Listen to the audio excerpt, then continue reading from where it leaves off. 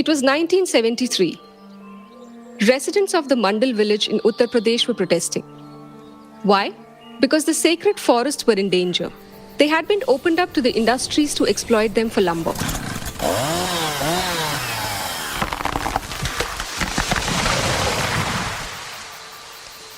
And even as the villagers were protesting, the region was hit by one of the worst floods that killed over 200 people. The villagers realized the flood to be a direct fallout of the vanishing forests. So when loggers came in to cut more trees, a group of 30 women marched into the jungle and hugged the trees tight. Some even made human chains to shelter the bigger tree trunks, forcing the loggers to go back. This peaceful protest was nothing but the famous Chipko movement as we know it. The movement soon spread across the neighboring villages and ultimately the district of Chamoli, now in Uttarakhand. But 50 years on, today Chamoli is staring at a bleak future, having lost a considerable green cover over the past 5 decades. The cutting of millions of trees, heavy urbanization, and hundreds of power plants have exposed the Himalayan region to natural disasters. So when last month houses in Joshimath reported cracks, many were alarmed but not surprised. We've been seeing what look like doomsday pictures from Joshimath. The sacred town of our country is gradually sinking due to land subsidence.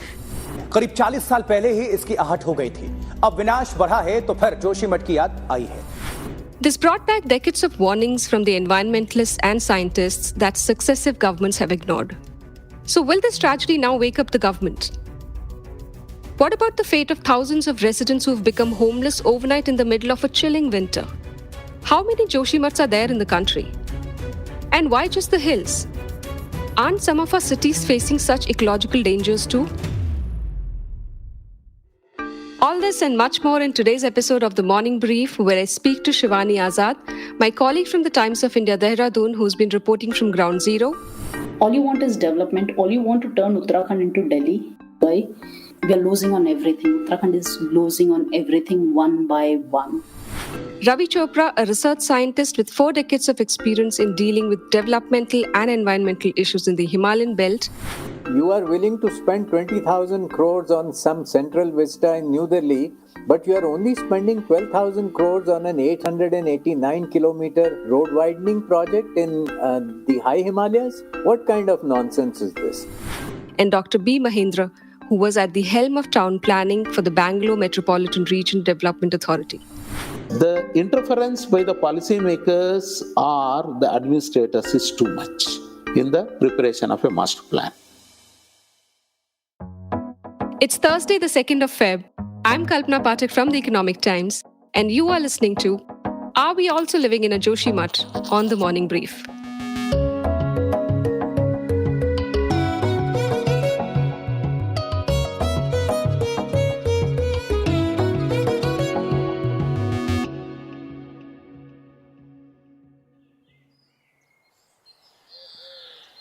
For centuries, Joshimath was a small town, gateway to famous pilgrimage sites Badrinath and Hemkund Sahib. It is flanked by 2 rivers, Alaknanda and Dhauli Ganga, which make it vulnerable to natural disasters. Exactly a year ago, an avalanche of rock and snow broke from the Ronti mountain, causing flash floods. Nearly 68 people were killed and 136 reported missing.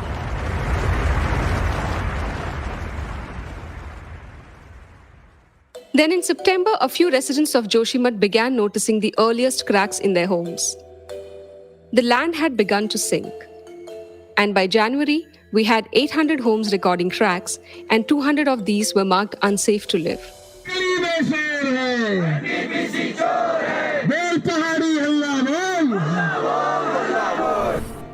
सरकार चाहता है कि हम लोग मर जाएं, दब जाएं, कुचल जाएं, इसी का इंतजार करेंगे।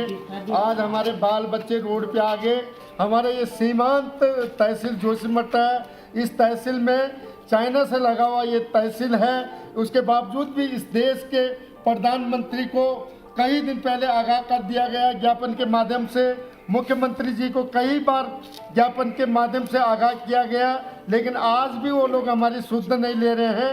एक तरफ पानी निकल रहा है, एक तरफ रोड धंस रही है, सारे मकान धंसने के कगार में आ गए हैं और ये लोग हमारी सुध नहीं ले रहे हैं। मैं तो ये भी कह देना चाहता हूँ, जितने पावर प्रोजेक्ट यहाँ पे बने, जो कैचमेंट ट्रीटमेंट का जो पैसा खर्च किया गया उसकी भी जांच होनी चाहिए, वो आज तक कहाँ हुआ। मैं तो ये कहता हूँ जोशीमठ के लोगों, सब लोग चेतना में आ जाओ, रोड पे आ जाओ, सड़क पे आ जाओ और ये सरकार की ईंट से ईंट बजा दो ताकि इनको पता चले। रात को बच्चे रोड पे आ गए, इनको पता चलना चाहिए। The resident spoke to my colleague Shivani Azad, who reports for the Times of India. She told me that even as evacuations continue, the erratic weather is making life that much harder and adding to the economic and emotional stress. So there is a sense of panic among people because they really don't know what next. So Uttarakhand, because the weather is quite erratic these days. In Chamoli, above 2200 meters, there is a prediction of heavy snowfall. So in that scenario, the cracks and the fissures will increase as per the scientist. And especially with the snowfall and rains, the situation goes all the more precarious. What about the business community, since Joshimath is also a tourist spot? I remember we had done a story talking about these business community, how stressed they are, for a simple reason that this is one of their peak times to earn money. There's snowfall in Oli, we have winter games happening, we have so much tourism happening in that area because there's a lot of uncertainty now. So the business community has a different level of stress altogether. We got to know that they have various shopkeepers, traders have picked up loan to the amount of rupees 200 crore from different banks, including SBI and all. There are around 502 registered shopkeepers in this particular Joshimath Vyapar Sangh. And there are thousands, there are over 200 homestays. So you see a lot of business community is also affected there. I would like to add in here, which is very important component here, that the students, their board examinations, which are commencing from February 15th onwards. And there are like 5 schools in that area. 2 of them are clearly under affected area. So there are 150 plus students who are impacted by it. These students, I remember going to one of the rehab centers there in Nagar Palika. So there's this old lady, she's upset. She was just showing her grandson and she was saying to me that it's been 2 years. We saw COVID. These children didn't go to school. And now this Joshimath crisis, we don't know what is going to happen with the future of these children. Understood. Are there other areas in Uttarakhand as vulnerable as Joshimath is right now? And what is the government's plan to avert any such crisis in other areas? So Kalpana, as you would be knowing the geography of Uttarakhand, inherently, this is a place which is very vulnerable to natural disasters. That's how Uttarakhand is. So when you talk of Joshimath vis-a-vis other parts of the state, they are vulnerable places. Let's say Karanprayag is one of them. Cracks have been appearing. Gochar is one of them, close to Chamoli. Then you have Pithoragarh. We have Nainital. So there are places in Mussoorie as well, near Landore. So there are several places, there are certain patches which are really vulnerable, and whatever works needs to be done with a lot of attention. So yeah, Uttarakhand and all is a very, very seismically very, very vulnerable state. It needs to be handled with care by all means. All right. Okay. Shivani, I want to ask you that in your career as an environment journalist so far, what has been your experience on this beat in terms of the environmental laws being followed or flouted in the region? I personally feel a lot can be saved even now. There is no hurry to do development. There shouldn't be any kind of competition to do development, especially when you know you will lose all those things which you can never get back. I remember reporting one thing. In last 20 years, Uttarakhand was formed in 2000. In last 20 years, Uttarakhand has lost about 50,000 hectares of forest area. So that's a huge number. And majority of it, I remember, was for mining, hydropower plants, and roadworks. All you want is development. All you want to turn Uttarakhand into Delhi. It shouldn't be so. So I think me as someone who's working in this particular domain, I would say do development, but be very mindful about it. Consult the best possible scientists you have. And you'll be happy to know Uttarakhand, Dehradun has Wadia Institute of Himalayan Geology, Dehradun has Wildlife Institute of India, Dehradun has Forest Research Institute. Why I'm naming all these here? Because it has the best of the scientists, a lot of country here. Despite of it, we are seeing so much devastation. Why is it so? Why our scientists are not really opening up or freely giving their views? You're talking of migration. I remember speaking to one of the residents of Joshimath who told me, madam ये लोग migration के बारे में रोते रहते हैं लेकिन migration तो खुद ही करवाते रहते हैं ना. कभी इनको कहीं पे हाइड्रो पावर प्लांट बनाना है, कभी इनको रेल ले जाना है, कभी इनको रोड बना रही है. Where will the villagers go? They are pushed for migrating themselves. You'll be happy to know the robust ratio we have here of wildlife vis-a-vis human. We have around 1800 plus elephants.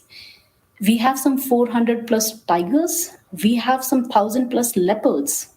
So in such a lovely state where we are blessed with biodiversity, why are we being pushed for this kind of development? Nobody needs it.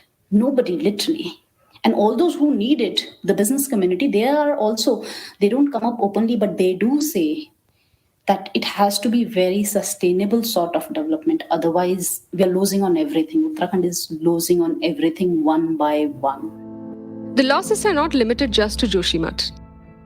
Currently, 3 major construction projects are underway at Joshimath. These include the NTPC Tapovan Vishnugad Hydro Project, the Border Road Organization's Helang Marwari Bypass, which is supposed to reduce the distance to Badrinath by 30 kilometers, and the Char Dham Road Widening Project. Locals and environmentalists believe that blasting and tunneling punctured an underground water source, making the land unstable. The government has rejected all these claims. With 16 rivers, Uttarakhand makes for an obvious choice for hydropower projects.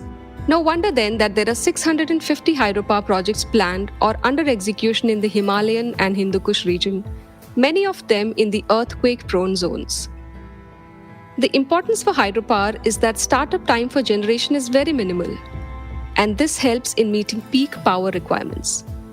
In 2016, the government launched the Char Dham project, a 2-lane highway plan to connect the 4 important pilgrim towns of Badrinath, Kedarnath, Gangotri, and Yamunotri.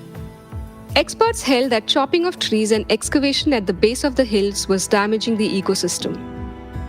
So the Supreme Court appointed a high-powered committee to look into the concerns. Ravi Chopra, who chaired this committee, termed the road widening project to be an assault on the Himalayas and saw a disaster coming in Joshimath. Joshimath friends had told me in September of last year that the slope instability there had become quite serious as cracks were developing in several houses. By late November, I realized that this increasing cracks could be a sign of an impending disaster. Earlier, I was aware of the Mishra Committee's report that Joshimath is located on old landslide debris, with the implication that its soil has limited load-bearing capacity, and therefore heavy infrastructure should not be built on it. After the sudden discharge of water in December 2009 in Joshimath, 2 Garhwal University geologists had warned that the sudden dewatering could lead to ground subsidence in the area. Now, this warning has also been repeated more recently by the US Geological Survey. In 2014, the Supreme Court ordered expert body, which I was heading, highlighted a new danger in that area, saying that no dams should be built in the high Himalayan paraglacial region around Joshimath. This warning came true in the glacial flood of February 2021, which destroyed the Tapovan Vishnugad project barrage and filled the tunnel inside the Joshimath mountain with debris and floodwaters. So all along there were these episodes giving us signals that The slope was unstable, so it was well known. How much do you think our energy policies and ambitions are responsible for this? It's interesting that this country, successive governments in this country have followed the energy policy which was devised around 2007 or so, and in which a target had been set that we will install about 148,000 megawatt hydro capacity in the country. Now, 70% of this capacity lies in the Himalayan region.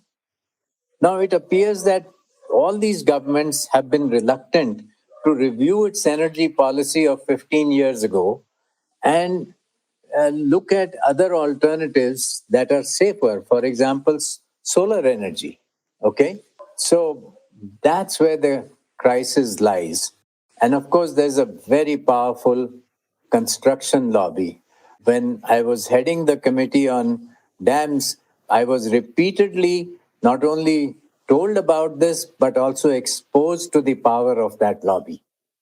So, Mr. Chopra, we've often heard that environmentalists and local people are not involved in the planning of infrastructure projects. What has been your experience in that regard? Your concern is quite true. They do get sometimes called to serve on policy related committees. But when it comes to executing those policies on the ground in terms of infrastructure, they are never involved. And I think it is high time that professionally trained environmentalists are hired by engineering organizations, departments, and agencies, and their input should guide the planning. Unfortunately, over the years, after the Environmental Protection Act was legislated and EIA rules were introduced, environmental impact assessment rules, the entire regulatory system of environment scrutiny has been steadily and deliberately weakened under the garb of ease of business reforms. So that's why we are kept out of the planning of infrastructure projects. And we normally learn about them from the media after they have been sanctioned.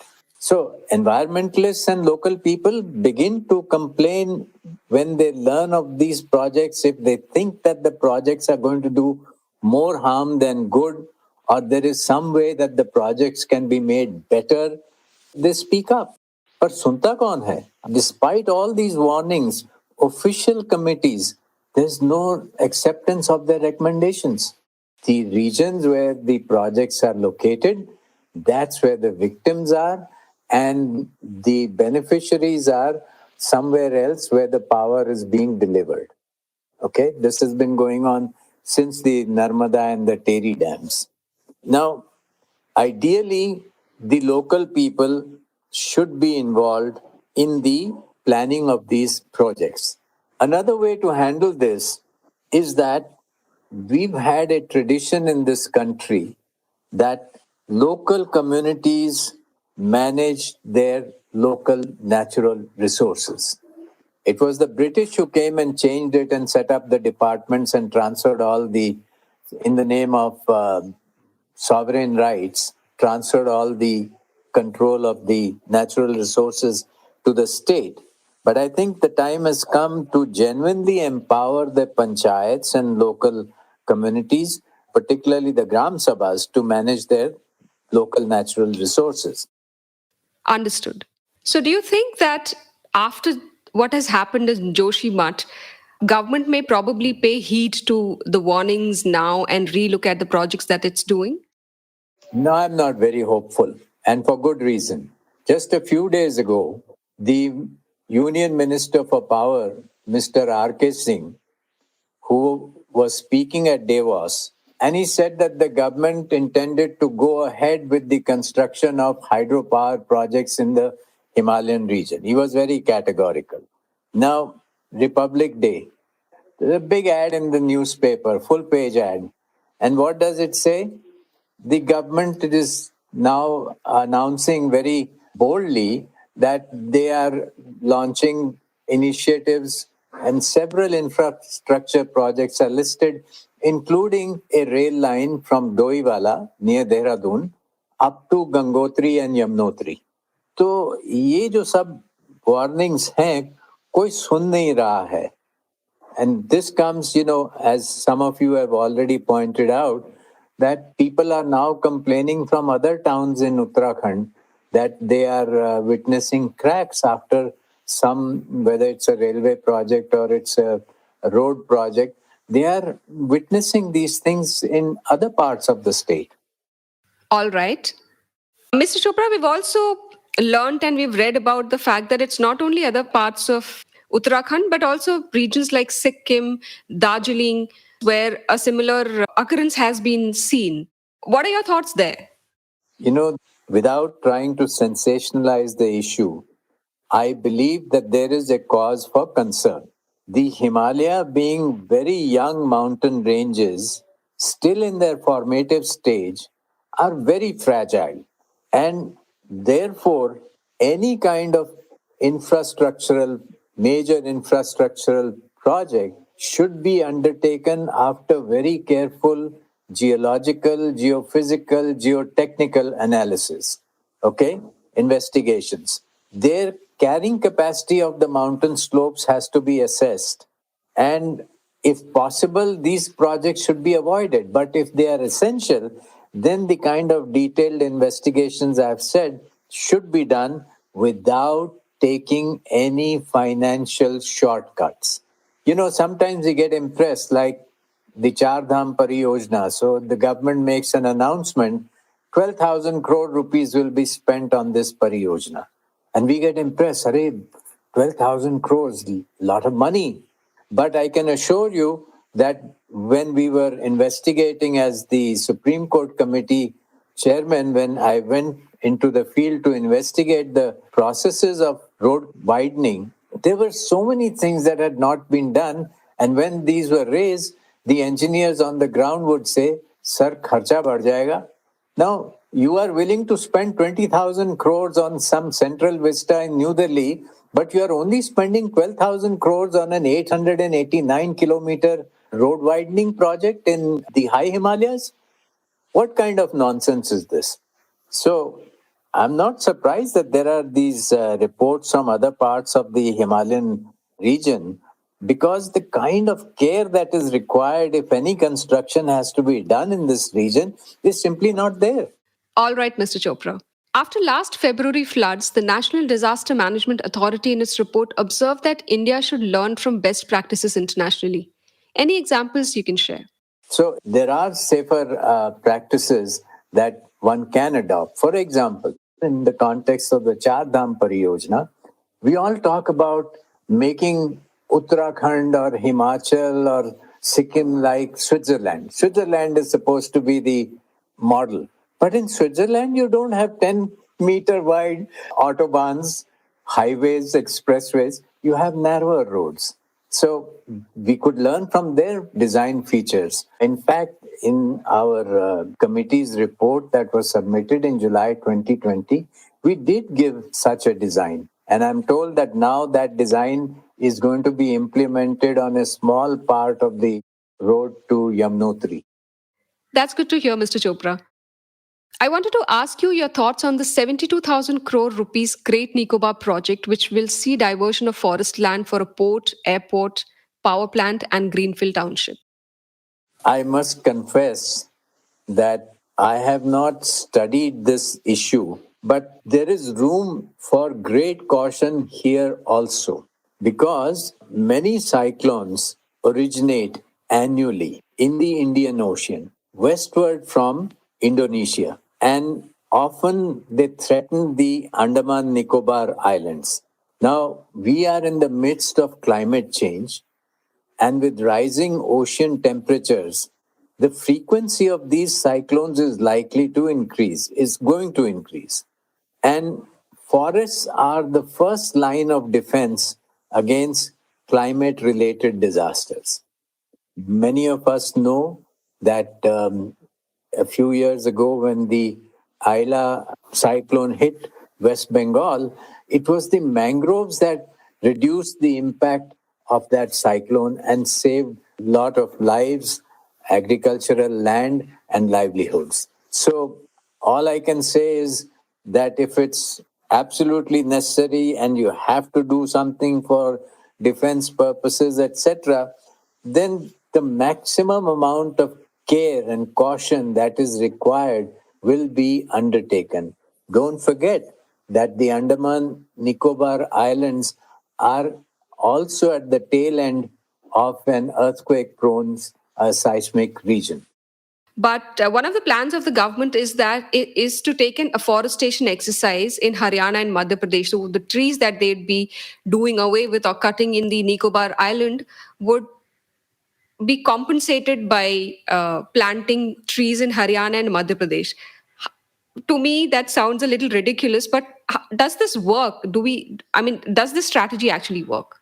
All I can say is it is laughable, and you are right, it's totally ridiculous. Because, as I pointed out, the cyclones are going to take place in the Indian Ocean, not in Haryana. So, you can claim to the world at some COP conference some years later that, look, the forest area of India has increased, but that hides the fact that in some critical area, the forest got cut down.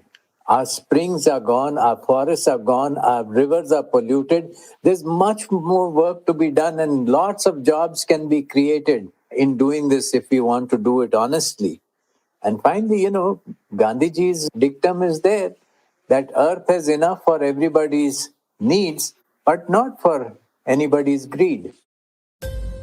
It is this greed and negligence that is causing tragedies like Joshimath. Climate change is here, and yet we are not willing to change our ways.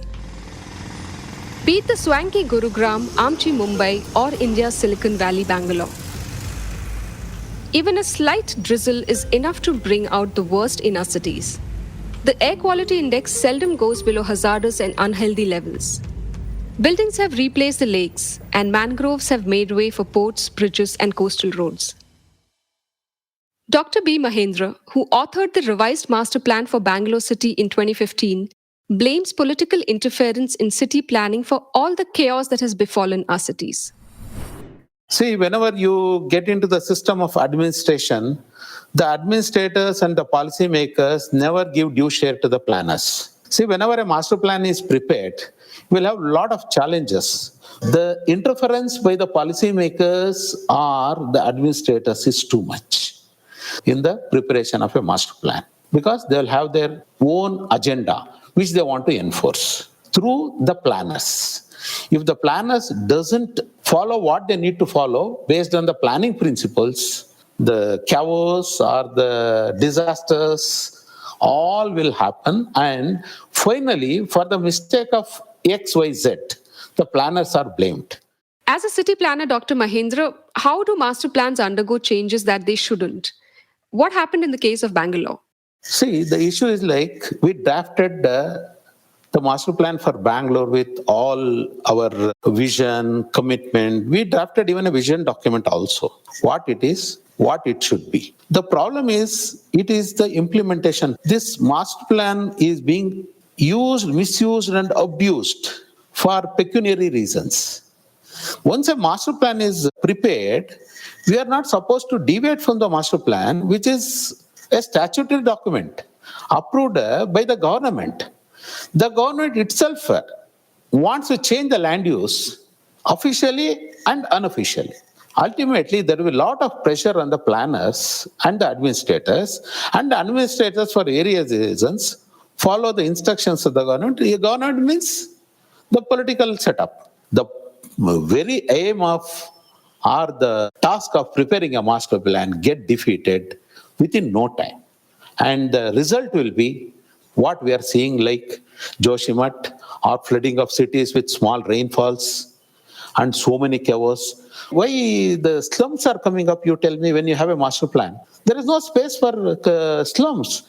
You are not proposed for creation of a slum, right? But how slums are coming? The civic agencies are sleeping over the issue. They allow the slums to develop. Once the slums are developed, we start talking about rehabilitation, redevelopment. Why can't we wake up and create spaces for the people who are the have-nots? See, it's a fight between haves and have-nots, which we don't understand when it is really required to be understood. This is the bane of our planning and the urban development. Okay. So, Dr. Mahindra, our cities are expanding, we are growing every year. What is the way for us to make our cities more sustainable? What is a better way to plan for cities now? The best way would be to densify the existing mass transportation corridors, first and foremost. And the infrastructure has to be taken care of. As you said, the cities are growing in an area where the population is 1,000 will increase to 1,500.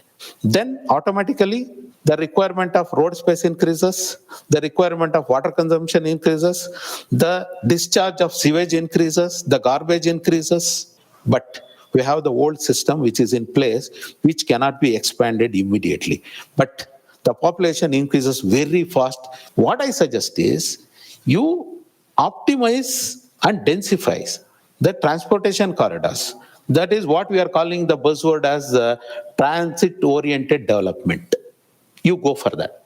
Beyond that capacity, don't allow any extra development there. Instead of that, you go for the satellite towns or the expansion of the city in the outer fringe.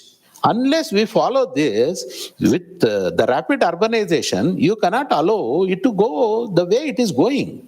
Then it's only the calamities which we will be seeing.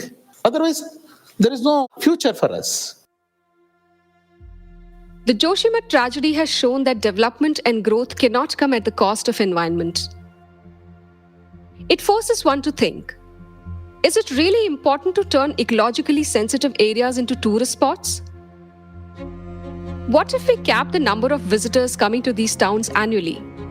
Will the loss of revenue be more than the cost of rehabilitation of these homes? What if a tourism tax is imposed as a deterrent? Will the locals still protest? Can they not, along with the environmentalists and scientists, be brought on board in planning of infrastructure projects? Are the government's priorities misplaced?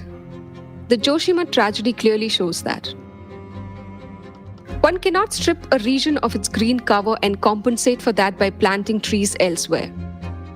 The 72,000 crore rupees multi-development project in Great Nicobar Islands is a case in point. And with climate change in the picture, it makes planning and execution so much more complicated. Are we prepared? Fear of finding out is a term from medical psychology. But it perfectly applies to governments being reluctant to investigate an issue for the fear that it will reveal potential failures and lapses on their part. Unfortunately, the long-term adverse impact of development projects gone wrong lasts much longer than the tenure of the governments. That's all for today from me, Kalpana Pathak. You were listening to Are We Also Living in a Joshimath on The Morning Brief. A big thank you to our guests, Mr. Chopra, Shivani, and Dr. Mahendra for their amazing insights. And thank you for tuning into this podcast brought to you by Team Economic Times. Show producer Vinay Joshi and Sumit Pandey. Sound editor Rajas Naik. Executive producers Anupriya Nair, Anirban Chaudhary, and Arijit Barman. We hope you like this episode. Do share it on your social media networks. The Morning Brief drops every Tuesday, Thursday, and Friday. The Morning Brief is available on Amazon Prime Music and JioSaavn, apart from Spotify, Apple, and Google Podcasts. And of course, ET's own audio platform, ET Play. All clips used in this episode belong to their respective owners.